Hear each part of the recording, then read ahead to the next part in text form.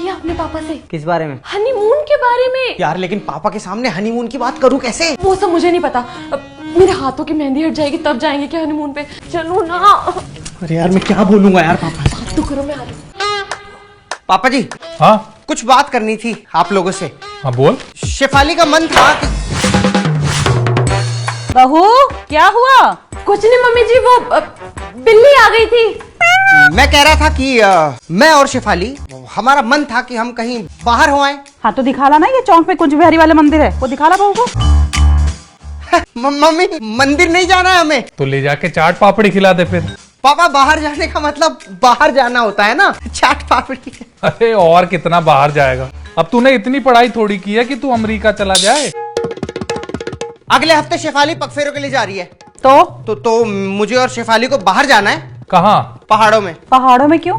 Honeymoon मनाने। अरे शर्म कहाँ गई तेरी? 4 दिन हुए नहीं शादी को, सारे संस्कार भूल गया।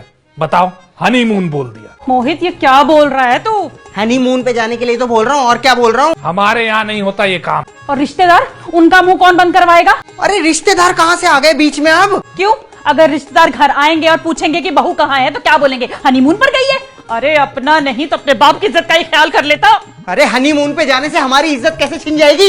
अरे इज्जत का ख्याल था तभी तो आज तक तेरे पापा और मैं नहीं गए हनीमून पर। हाँ मैं तो ऐसे ही पैदा हो गया ना। मोहित, आप शांत हो जाओ, शांत हो जाओ। अगर तुझे कुछ दिन के लिए घर खाली चाहिए तो हम दोनों गांव चले जाते हैं। पापा जी मम्मी जी चाय। वो आपसे कुछ बात करनी थी। अब तुम ही समझाओ इन्हें। अरे समझाना क्या है इसमें? पापा जी वो ना भैया का कॉल आया था तो वो कह रहे थे कि दर्शन कराओ। किसके दर्शन? किसके दर्शन? बाबा के, केदार बाबा।